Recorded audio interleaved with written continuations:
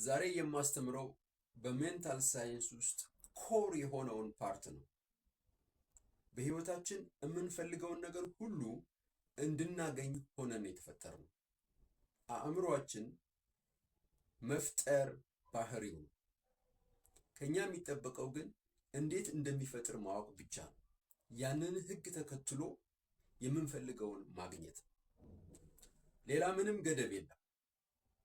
የምንፈልገውን ነገር የማናገኘው ስለተከለከልን አይደለም፣ እንዴት ማግኘት እንዳለብን ስላላወቅን። ስለዚህ ዛሬ ስለዚህ ሚስጥር ነው ማወራው። ተከታተሉት፣ እንጀምር። አእምሯችን አንድን ነገር ለመፍጠር 3 ፕሮሰሶችን ያካሂዳል። ቶት ሐሳብ፣ ኢሜጅ ምስል፣ ፊሊንግ ስሜት። እነኚህ 3 ነገሮች መሟላት አለባቸው። ቶት ማለት ስለ አንድ ነገር ያለን ሐሳብ። ሐሳብ ስንጀምረው በደንብ ግልጽ አይሆንም። በቃላችን የምናወራው፣ በሐሳባችን በአእምሯችን የምናመላልሰው ፍላጎት፣ ምኞት ይሆናል። ሐሳብ ሲሰበሰብ ኮንሰንትሬት ሲያደርግ ሐሳብ ምን ይፈጥራል? ኢሜጅ ይፈጥራል። ኢሜጅ ማለት የምንፈልገውን ነገር በግልጽ በውስጥ አእምሯችን በኢማጂኔሽናችን ማየት። ኦኬ፣ አንድ ሰው የሚፈልገው ምንም ይሁን፣ ልጅም ይሁን፣ ቤትም ይሁን፣ መኪናም ይሁን፣ ስራም ይሁን፣ መጀመሪያ ስለዛ ነገር ያስባል። ደጋግሞ ሲያስብ አእምሮ ምን መፍጠር ይጀምራል? ኢሜጅ ምስል መፍጠር ይጀምራል። አእምሯችን ኢሜጅ ካላየ፣ ምስል ካላየ መፍጠር አይችልም። ቶት አንዴ አስበን ነገ የምንተወው፣ ዛሬ አስበን ነገ የምንተወው ከሆነ ፓወር የለውም፣ ኮንሰንትሬት አያደርግም። ስለዚህ አእምሯችን ምስል መፍጠር አይችልም። በህይወታችን ውስጥ አእምሯችን እንዲፈጥር ከፈለግን ክሊር ኢሜጅ መኖር አለበት። በግልጽ የሚያየው፣ በልቦና እንደምንለው በኢማጂኔሽናችን የምናየው ምስል መኖር አለበት። ያንን ለማድረግ ግን ምን ያስፈልጋል? ኮንሲስተንት የሆነ ቶት። በዛ ጉዳይ ላይ ደጋግመን ማሰብ፣ ደጋግመን ማውራት፣ ደጋግመን ማንበብ፣ ደጋግመን መስማት ስለዛ ጉዳይ። ይህ ፕሮሰስ ምን ይፈጥራል? ኢሜጅ ይፈጥራል፣ ምስል ይፈጥራል። ናው በመጀመሪያ ምስሉ ክሊር አይደለም። የሆነ ብለርድ የሆነ ምስል ይፈጥራል አእምሯችን፣ ግልጽ አይሆንም። ነገር ግን ደጋግመን ያንን ነገር በአእምሯችን ስናመላልሰው ግልጽ የሆነ አእምሯዊ ምስል እንከስታለን። ኦኬ፣ አሁን አእምሯችን ኢሜጅ ፈጠረ ማለት ፎከስድ ሆነ ማለት ነው። ኮንሰንትሬት አደረገ ማለት ነው። ያንን ኢሜጅ በግልጽ ማየት ስንጀምር የሚቀጥለው ስቴፕ ከኛ የሚፈለገው ምንድን ነው?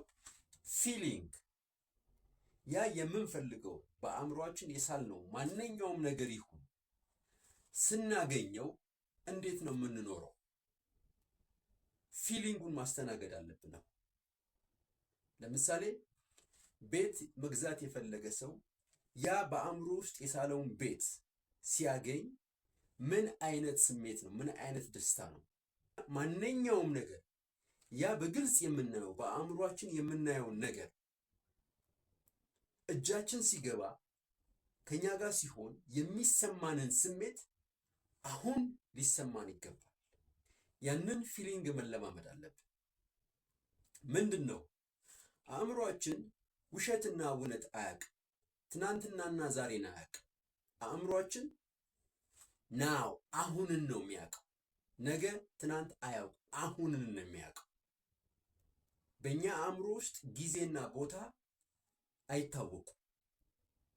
ኦኬ፣ በአእምሯችን የምናየው ማንኛውም ነገር አሁን ባለው ዓለም ውስጥ አብስትራክት በሆነው ዓለም ውስጥ ያለ ነገር ነው ማለት ነው።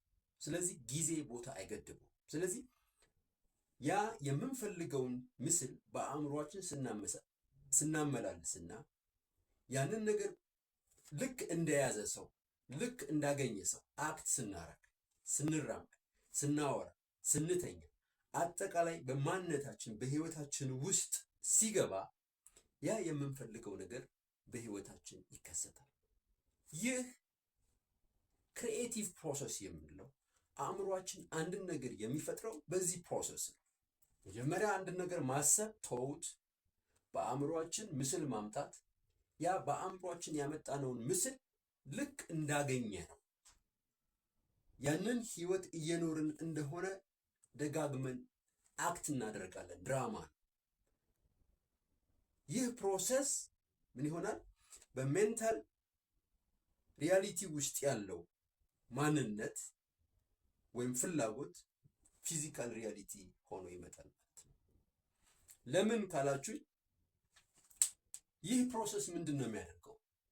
ይህ ፕሮሰስ ሜንታል ኢኩቫለንስ እንፈጥራለን ማለት ነው። ስለዚህ በእኛ ውስጥ የሞላው ነገር በአካል ይገለጣል ማለት ነው።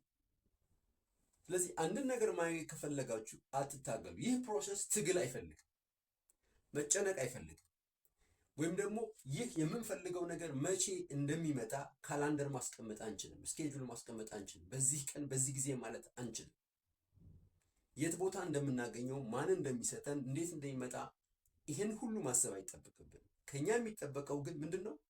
የምንፈልገውን ነገር ምስል ማዳበር፣ ያ የምንፈልገውን ነገር ሁልጊዜ በህይወታችን እንዳለ እንዳገኘነው ሆነን መኖር፣ ያንን ሃፒነስ፣ ያንን ደስታ፣ ያንን እርካታ፣ ያንን ስኬት አሁን ባለን ህይወት ውስጥ ማስተናገድ።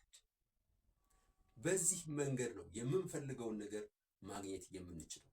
ስለዚህ ጥርጣሬ ካለ፣ ችኮላ ካለ፣ ጭንቀት ካለ፣ ብስጭት ካለ እናፈርሰዋለን።